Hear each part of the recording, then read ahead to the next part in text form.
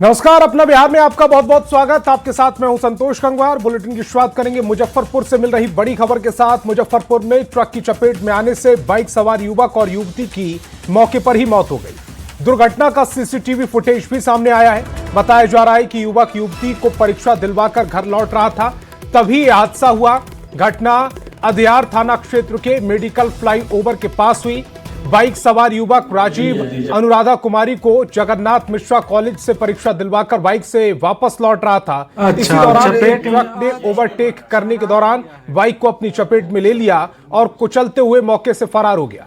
घटना के बाद मौके पर पहुंची पुलिस ने युवक और युवती के डेड बॉडी को कब्जे में लेकर पोस्टमार्टम के लिए भेजा है। एक्सक्लूसिव तस्वीरें इस समय आपकी टेलीविजन स्क्रीन पर। परिजन बदहवास है, लेकिन जो सीसीटीवी फुटेज आया है वो देखिए किस तरह से ये तेज रफ्तार ट्रक बाइक को रौंदे हुए चला गया। बाइक जब गिरी तो जो युवक और युवती थे जो बाइक पर सवार थे वो ट्रक की चपेट में आ गए। आगे वाले टायर के बाद बीच वाले टायर की चपेट में आए और दोनों की ही मौके पर मौत हो गई। घटना में दोनों स्पॉट डेथ है। कहाँ के रहने वाला कुछ जानकारी? बिहारी पूर्वी चंपारण के वहीं के रहने वाले। परिजन को सूचना दे दी गई? सूचना दे दिया गया। अभी नहीं आए। दोनों युवक युवती थे? नहीं, हाँ। दोनों लड़का लड़की है, स्कूल परीक्षार्थी है। हाँ। स्कूल से आ रही है। और मोतिहारी से बड़ी खबर है। शराब के खिलाफ बड़ा एक्शन हुआ है। हजारों लीटर चुलाई शराब बरामद की गई। हरिसिद्धि और तुर्कौलिया में यह कार्रवाई की गई। 20 शराबी और शराब कारोबारी गिरफ्तार हुए। पुलिस की कार्रवाई से हड़कंप मच गया है। तस्वीरें समय आपकी टेलीविजन स्क्रीन पर। शराब के खिलाफ ये बड़े एक्शन की तस्वीरें मोतिहारी से। हजारों लीटर चुलाई शराब को बरामद किया गया। हरसिद्धि और तुर्कौलिया में यह कार्रवाई की गई। 20 शराबी और शराब कारोबारी गिरफ्तार हुए हैं। पुलिस की कार्रवाई से हड़कंप मचा हुआ है। शराब को पुलिस नष्ट करती हुई इन तस्वीरों में नजर आ रही है। और पटना सिटी से बड़ी खबर है। प्रतिबंधित कप सिरप की बड़ी खेप जब्त की गई है। 101 कार्टन कप सिरप बरामद किया गया। मौके से 4 धंधेबाज गिरफ्तार हुए हैं।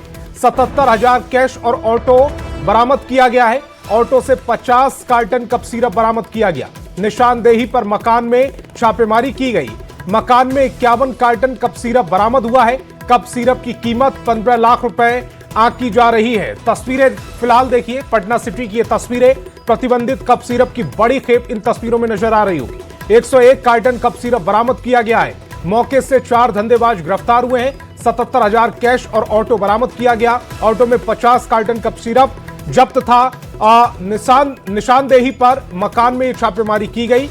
मकान में 51 कार्टन कप सिरप बरामद किया गया है। कप सिरप की कीमत 15 लाख रुपए आंकी गई है। छापेमारी की गई। छापामारी के क्रम में एक टेम्पू और उसमें लदा कप सिरप और टेम्पू पर 2 व्यक्ति सवार थे जिसको पकड़ा गया। उससे पूछताछ क्रम बताया गया कि एक गोदाम है जो बजरंगपुरी में अवस्थित है, उसमें और कप सिरप है। फिर वहाँ पर भी टीम गठित करके जो है छापेमारी की गई तो कुल वहाँ 2 व्यक्ति और पकड़े गए और कुल लगभग 1491 लीटर जो है कप सिरप को पकड़ा गया है। उसमें विधि सम्मत कार्रवाई की गई। और पूर्णिया में हिंदू युवती के साथ गैंगरेप की घटना के खिलाफ एबीवीपी ने मशाल जुलूस निकाला। एबीवीपी ने बलात्कारियों को सजा दिलाने की मांग की। मशाल जुलूस में पोस्टर में लिखा था कि हिंदू समाज शर्मिंदा है, बलात्कारी अभी जिंदा है।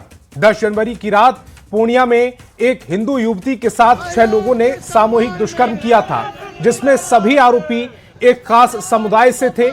इस घटना के बाद मुख्य आरोपी जुनैद को पुलिस ने मौका वारदात से गिरफ्तार भी किया था।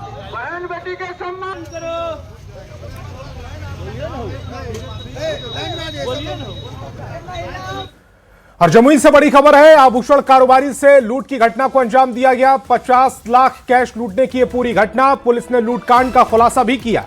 5 अपराधियों को पुलिस ने गिरफ्तार किया है। लूट के 45,06,000 कैश बरामद हुए हैं। एक पिस्टल, कारतूस और 2 बाइक भी जब्त की गई हैं। जमुई से बड़ी खबर है। आभूषण कारोबारी से लूटकांड मामले से जुड़ी बड़ी खबर। 50 लाख की लूट हुई थी। पुलिस ने लूटकांड का खुलासा किया। 5 अपराधियों को गिरफ्तार किया है। लूट के 45,06,000 कैश बरामद किया है। एक पिस्टल, कारतूस और 2 बाइक भी जब्त की गई हैं।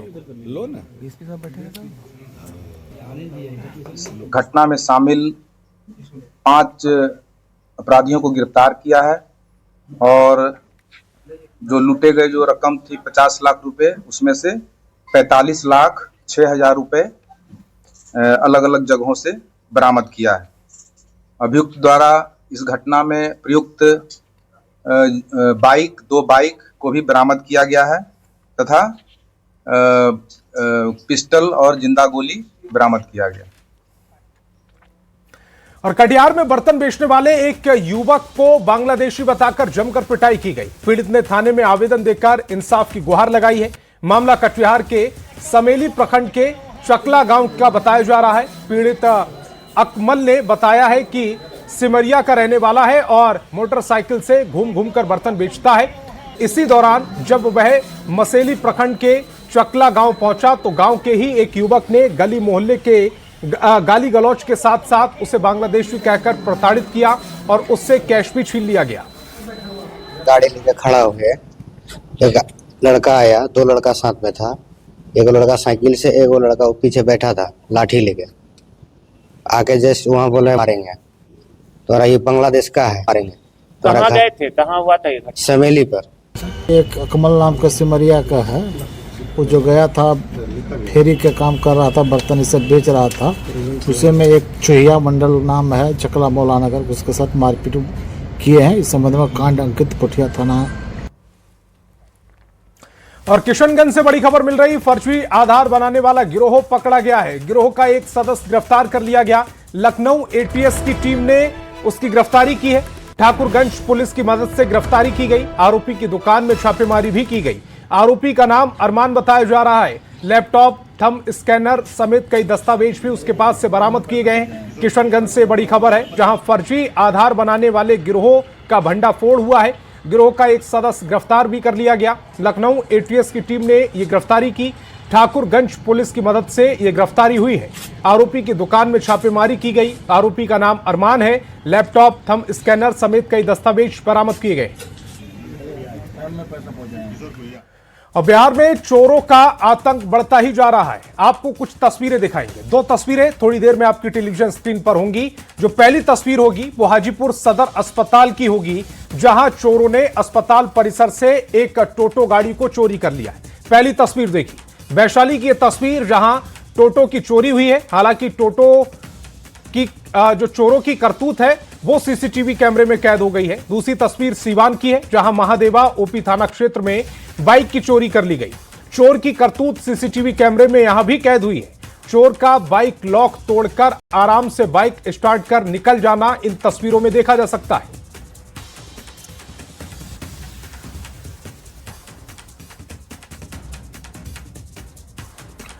और आरा से बड़ी खबर है। ऑपरेशन आहट के तहत कार्रवाई की गई है। 2 मानव तस्कर गिरफ्तार किए गए हैं। 9 नाबालिग बच्चों का रेस्क्यू किया गया है। बच्चों को सिकंदराबाद ले जा रहे थे तस्कर। चॉकलेट फैक्ट्री में काम कराना था। तस्करों के पास से कैश और मोबाइल बरामद किया गया है। आरा से तस्वीरें हैं। ऑपरेशन आहट के तहत यह बड़ी कार्रवाई। 2 मानव तस्कर गिरफ्तार हुए। 9 नाबालिग बच्चों का रेस्क्यू किया गया। बच्चों को सिकंदराबाद चॉकलेट फैक्ट्री में काम कराने के बहाने ले जाया जा रहा था। तस्करों के पास से कैश और मोबाइल बरामद किया गया है।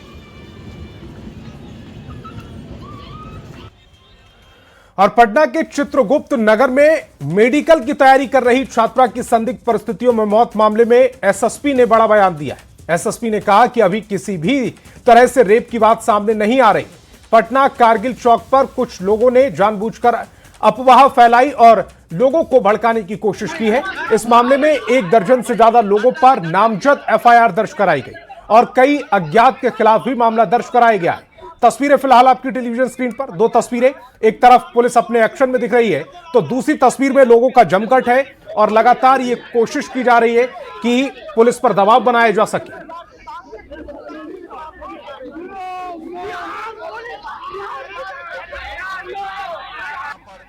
इसमें जो अभी तक का हम लोग को आया है, जो डॉक्टर का रिपोर्ट है, जो डॉक्टर के द्वारा स्टेटमेंट दिया गया है, इसमें किसी भी तरह का सेक्सुअल अब्यूज की बात नहीं आई अभी तक। पोस्टमार्टम रिपोर्ट अभी नहीं मिला है। पोस्टमार्टम रिपोर्ट आने के बाद इस चीज़ पे पूर्ण विराम लगेगा। परंतु जो अभी तक का प्राइमा फेसी है, डॉक्टर का रिपोर्ट डॉक्टर के जो जांच कराए गए हैं, जो डॉक्टर का प्रिस्क्रिप्शन वगैरह है, विभिन्न डॉक्टरों के यहाँ पे जांच हुआ है, कहीं पे भी इस तरह की बात नहीं आई, किसी के द्वारा डिक्लेयर नहीं किया गया था। ये एक साजिश के तहत ये जो कल की घटना हुई थी कारगिल चौक पे, वो उकसाया गया, लोगों को गलत इन्फॉर्मेशन दिया गया, और इसमें जो पोस्टमार्टम करने वाले डॉक्टर की टीम थी उनसे भी पुलिस संपर्क में थी। इस तरह का कोई स्टेटमेंट किसी के द्वारा नहीं दिया गया था। ये एक साजिश के तहत, ताकि इसका एक मुद्दा बनाया सके और उनके परिवार के जो मानसिक स्थिति को देखते उनसे खिलवाड़ किया गया। ये और जहानाबाद जिले की छात्रा की पटना के शंभू गर्ल्स हॉस्टल में मौत हो गई। छात्रा की मौत के विरोध में जहानाबाद शहर में आक्रोश मार्च का आयोजन किया गया। मार्च में शामिल लोगों ने घटना को शर्मसार करने वाला बताया। मामले की निष्पक्ष, पारदर्शी और त्वरित जांच की मांग की गई है। आक्रोश मार्च के दौरान छात्रों ने हाथों में तख्तियां लेकर दोषियों को फांसी दो, छात्राओं को सुरक्षा दो, न्याय नहीं तो आंदोलन जारी रहेगा जैसे नारे भी लगाए। यहाँ पर होने वाला है क्योंकि ये मामला लिपापोती किया जा चुका है। पीएमसीएच के पोस्टमार्टम के एक डॉक्टर ने बताए हैं, पोस्टमार्टम का जो टीम गठित हुआ था उसका एक डॉक्टर का कहना है कि 70% साक्ष्य मिटाने का प्रयास किया गया है। आपने कहा कि ये साक्ष्य मिटाने का बात है, क्या लगता है कि कोई बड़ा रैकेट है? बिल्कुल, इसमें बड़े बड़े लोग हैं, बड़े बड़े मछली फंसेंगे, इसलिए बिना परिजनों के और हम जैसे लोगों को एक्टिव होने के पहले ही मामला को लिपापोती किया जा चुका था। और मुजफ्फरपुर में आयुष हत्याकांड का पुलिस ने महज 24 घंटे के अंदर खुलासा कर दिया। मामले में मृतक के ससुर और ममेरे ससुर को गिरफ्तार कर लिया गया। मामला सिवाई पट्टी थाना क्षेत्र के बनघरा का है। जानकारी के मुताबिक आयुष उर्फ जयराम कुमार ने गांव के ही तनु कुमारी से प्रेम विवाह किया था। दोनों रिश्ते में चाचा और भतीजे लगते थे। ऐसे में लड़की के पिता रिश्ते से नाराज थे। पिता ने लिखित शिकायत भी थाने में दर्ज कराई थी। शादी के कुछ ही महीनों के बाद दोनों पति पत्नी पिता के घर पास में ही रहने लगे थे। ऐसे में पिता ने दामाद की हत्या करने की प्लानिंग बनाई। पहले आरोपी ने सुपारी किलर से संपर्क किया, जिसके बाद तनु के पिता और मामा ने सुपारी किलर के हाथ रविवार रात आयुष के घर में घुसकर तनु की आंखों के सामने आयुष को गोली मार दी, जिससे आयुष की मौके पर ही मौत हो गई। मृतक की पत्नी ने खुद अपने पिता और मामा पर हत्या का आरोप लगाया था। फिलहाल पुलिस अन्य आरोपी की तलाश में जुटी है। टीम के द्वारा मानवीय एवं तकनीकी आसूचना का संकलन करते हुए उसके आधार पे इसमें 2 आदमी को, लड़की के पिता प्रेम कुमार और लड़की के मामा अभिषेक कुमार को गिरफ्तार किया गया। अनुसंधान के क्रम में, जांच के क्रम में यह बात प्रकाश में आई कि यह लड़की स्वजातीय में ही अपने गांव ग्रामीण से, आयुष से इसने शादी कर लिया था। इस संबंध में पूर्व में लड़की के पिता ने सिवाईपट्टी थाना कांड संख्या 111-24 दर्ज भी कराया था। और मुजफ्फरपुर के सकरा थाना क्षेत्र से एक दिल दहला देने वाला मामला सामने आया, जहां एक किशोर ने 5 साल के मासूम बच्चे के साथ अश्लील हरकत की है। जब बच्ची ने इसकी शिकायत अपने माता पिता से की तो पीड़ित और आरोपी पक्ष में जमकर मारपीट हो गई। इस दौरान पीड़ित मासूम बच्ची को गर्भवती मां की बेरहमी से पिटाई कर दी गई। पिटाई से उसका गर्भपात भी हो गया है। बताया जा रहा है कि 5 साल की मासूम बच्ची पड़ोसी के घर टीवी देखने गई थी। इसी दौरान 15 साल के किशोर ने बच्ची के साथ अश्लील हरकत की। जब बच्चे ने अपने माता पिता को बात बताई तो दोनों तरफ से जमकर मारपीट हुई। इस दौरान पीड़ित बच्ची की गर्भवती मां जख्मी हो गई और उसका गर्भपात हो गया। पुलिस ने मामले में केस दर्ज कर लिया है। मारपीट के मामले में 6 लोगों को हिरासत में लिया। मुख्य आरोपी किशोर फरार है। जिसमें सकरा थाना अंतर्गत एक गांव में एक नाबालिग बच्चे के साथ एक नाबालिग बच्चे ने ही अश्लील हरकत करने का प्रयास किया है। तो हमें आवेदन के बाद हमने इस पर उचित कार्रवाई की है। तो आरोपित पक्ष एवं पीड़ित पक्ष के बीच मारपीट हो गई, जिस दौरान जो पीड़ित पक्ष की महिला है, जो बच्चे की मां है, उनका मिसकैरेज हो गया। तो हमने आरोपित पक्ष के जो भी लोग लड़ाई झगड़े में इन्वॉल्व थे उन लोगों का अरेस्ट कर लिया है। और पटना से बड़ी खबर है, तेज प्रताप पहुंचे हैं राबड़ी आवास 10 सर्कुलर रोड। तेज प्रताप ने भाई तेजस्वी को गले लगाया। पिता लालू प्रसाद यादव राबड़ी देवी को भोज में आने का निमंत्रण दिया। तेजस्वी की बेटी कात्यायनी को गोद में लेकर खिलाया भी है। उसकी तस्वीर आप अपनी टेलीविजन स्क्रीन पर भी देख पा रहे होंगे। मकर संक्रांति के मौके पर गिले शिकवे दूर करने की एक कवायद, एक्सक्लूसिव तस्वीरें देख रहे हैं। राबड़ी से मुलाकात और राबड़ी देवी को ये दही चूड़ा भोज के लिए उन्होंने निमंत्रण पत्र भी दिया है। ऐसी तस्वीर लालू प्रसाद यादव के साथ भी उनकी आई है और ये कात्यानी जो कि तेजस्वी की बेटी है, उनको गले लगाया, प्यार किया। तेज प्रताप ने तेजस्वी को भी गले लगाया है। और सीएम नीतीश कुमार ने बुजुर्गों के लिए बड़ी घोषणा की है। 80 साल या उससे ऊपर के बुजुर्ग अब घर बैठे ही जमीन या फ्लैट की रजिस्ट्री करा सकेंगे, वो भी आवेदन के सिर्फ 7 दिन के भीतर। इसके लिए इच्छुक व्यक्ति को मोबाइल रजिस्ट्रेशन यूनिट यानी MRU पर जाकर ऑनलाइन आवेदन करना होगा। मुख्यमंत्री इसको लेकर 19 जनवरी तक लोगों को सुझाव भी मांगा है। 1 अप्रैल 2026 से इस सुविधा का लाभ मिलेगा। अधिकारी सरकार की ओर से चाहे जितनी भी घोषणाएं की जाए, मुख्यमंत्री जी की ओर से जितनी भी घोषणाएं की जाए, उस पर अमल नहीं किए जाते हैं, बल्कि उन घोषणाओं के बाद कहीं ना कहीं आम जनों को और कठिनाइयों का सामना करना पड़ता है। देखिए, ये बिहार के साथ एक और फर्जीवाड़ा है। क्या सरकार के पास कोई ऐसा आंकड़ा है जिसमें ये बताया जा सके कि 80 प्लस जो लोग हैं, कितने प्रतिशत लोग हैं जो जमीन खरीदते हैं, अपने नाम पर रजिस्ट्री करवाते हैं? 10 साल में कोई एक आदमी पूरे बिहार में मिलेगा 80 साल से ऊपर का जो अपने नाम पर जमीन या फ्लैट खरीदता हो। लोगों के प्रति संवेदनशीलता, उनकी प्रतिबद्धता को दर्शाता है कि मुख्यमंत्री अपने राज्य के हर आयु वर्ग की चिंता करते हैं और निश्चित तौर पर जो वृद्धावस्था के लोग हैं उनके लिए ये जो कार्य मुख्यमंत्री जी ने 1 वीक का किया है, मुझे लगता है कि ये बहुत ही फायदेमंद होगा। माननीय मुख्यमंत्री नीतीश कुमार जी ने एक बार फिर यह साबित कर दिया कि उनकी राजनीति का केंद्र सत्ता नहीं बल्कि संवेदना है। बिहार में 80 वर्ष से अधिक उम्र के बुजुर्गों के जमीन और मकान की रजिस्ट्री की प्रक्रिया का सरलीकरण इस बात का जीता जागता सबूत है। और वक्त एक छोटे से ब्रेक।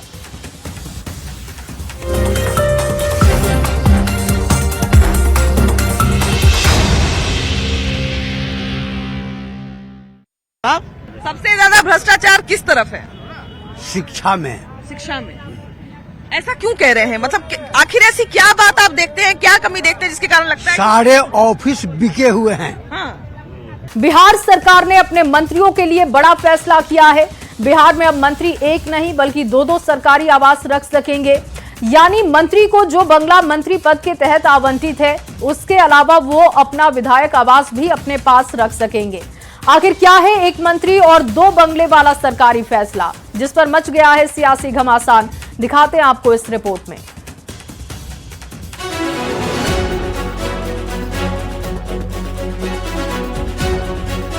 नए साल में बिहार सरकार के एक नए फैसले से मंत्रियों की बल्ले बल्ले हो गई है, क्योंकि बिहार के मंत्री अब एक नहीं बल्कि 2-2 सरकारी आवास रख सकेंगे। यानी मंत्री को जो बंगला मंत्री पद के तहत आवंटित है, उसके अलावा वे अपना विधायक आवास भी पास रख सकेंगे।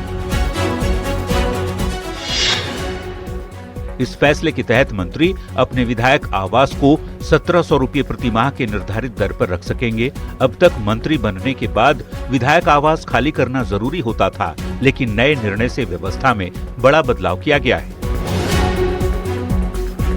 बिहार के पूर्व भवन निर्माण मंत्री रह चुके अशोक चौधरी से न्यूज 18 संवाददाता ने जब सवाल पूछा कि इतना सस्ता बंगला अलॉट करने का फैसला क्यों लिया गया, तो उनका क्या कहना है, जरा ये भी सुनिए।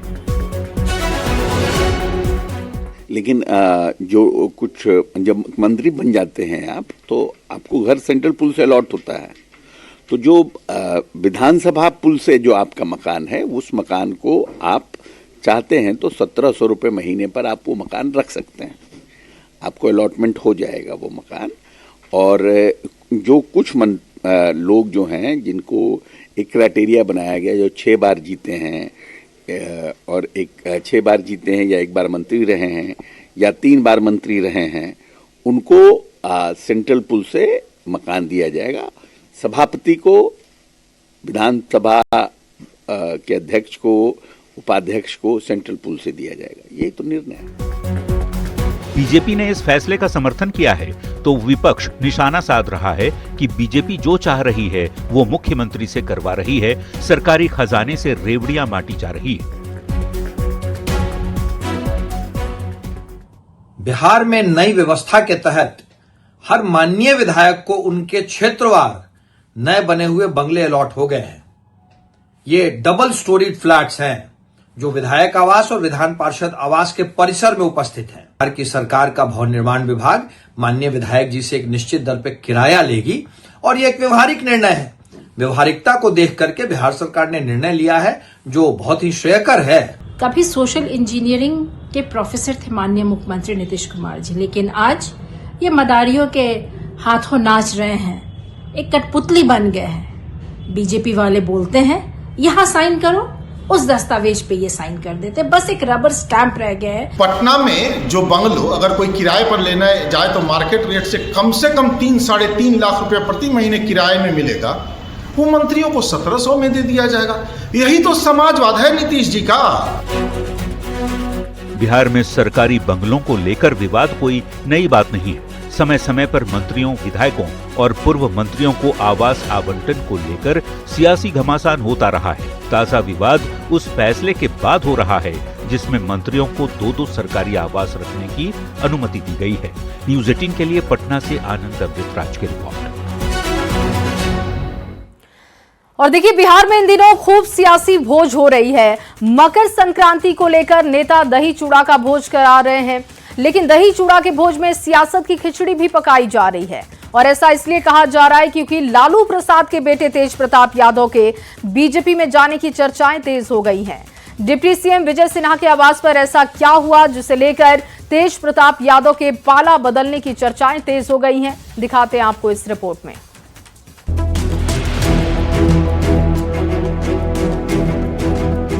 बिहार में भोज दही चूड़ा का हो रहा है, मगर खिचड़ी सियासत की पक रही है। मकर संक्रांति को लेकर मंगलवार को जब बिहार के डिप्टी सीएम विजय कुमार सिन्हा ने दही चूड़ा का भोज कराया तो सबसे ज्यादा चर्चा रही इसी तस्वीर की, जिसमें लालू प्रसाद के बड़े बेटे तेज प्रताप यादव विजय सिन्हा का तिलकुट खाकर संक्रांति की बधाई देते नजर आए। तेज प्रताप ने तो बधाई दे दी, लेकिन बदले में उन्हें एनडीए में आने का खुला ऑफर भी मिल गया। अगर तेज प्रताप जी एनडीए में आना चाहते हैं तो हम उनको रोक थोड़ी सकते हैं, वो आएंगे, उनकी मर्जी है। अगर आते हैं तो निश्चित तौर पर स्वागत होगा। हिंदुस्तानी आवाम मोर्चा के राष्ट्रीय अध्यक्ष और बिहार सरकार के मंत्री संतोष सुमन ने तो तेज प्रताप को बस एनडीए में आने का निमंत्रण दिया, लेकिन बिहार की सियासत इससे भी आगे निकल गई। सियासी गलियारे में ये चर्चा होने लगी, क्या तेज प्रताप यादव बीजेपी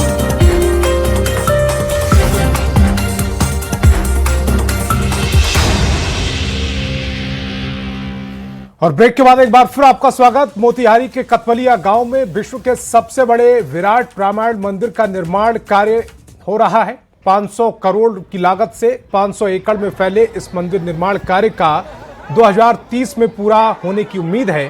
पटना का महावीर मंदिर ट्रस्ट इस मंदिर का निर्माण कार्य करा रहा है। रामायण मंदिर 280 फीट ऊंचा, 540 फीट चौड़ा और 1080 फीट लंबा और 120 एकड़ में मंदिर का ढांचा बनाया जा रहा है। तो इस बुलेटिन में फिलहाल इतना ही। आप देखते रहिए न्यूज़ 18 बिहार झारखंड।